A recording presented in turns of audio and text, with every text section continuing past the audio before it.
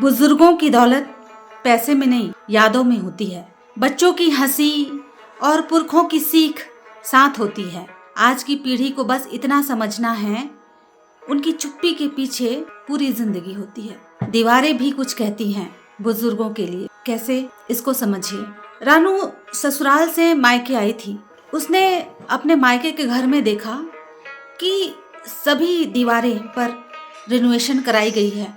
पूरा घर चमक रहा था। दरवाजों पर सुंदर कलर के पेंट, दीवारों पर नई डिजाइन की कलाकारी, नया पेंट, पुट्टी, सब कुछ सुंदर दिख रहा था।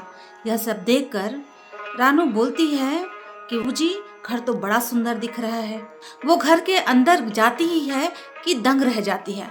मुख्य द्वार पे पीले लाल कलर के निशान अभी भी ज्यों के त्यों दिख रहे थे। घर के दीवारे पर रंग रोगन आड़ी तिरछी रेखाएं मुंह चिढ़ा रही थी। ये आड़ी तिरछी रेखाएं बेडरूम की थी। और जीने की दीवार पर तेल के हाथों के धब्बे दिखाई दे रहे थे। इन सभी को छोड़कर बाकी सब जगहों पर दीवारों पर सुंदर रंग रोगन बड़े ही हैरान कर देने वाले थे।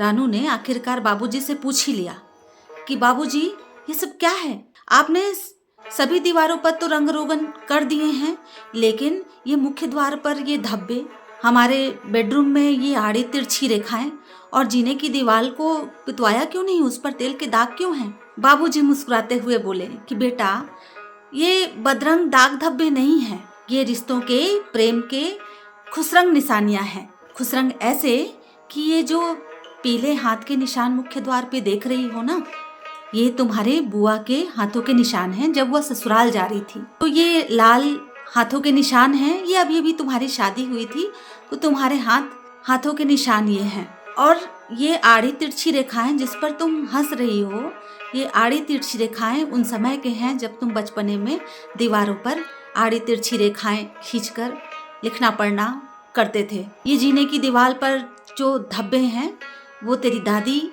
और मेरे पापा के पिताजी के जीने पर चढ़ने के दौरान पड़े हाथ के निशान हैं, तेल के निशान, जो वो दीवार के सहारे चढ़ा करते थे।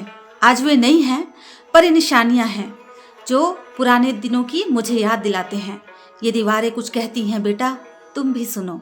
बाबूजी की सारी बातें सुनकर रानू अपने बचपन की यादों में खो गई, अपनी दादी की यादों में खो गई, सभी यादों में खो गई।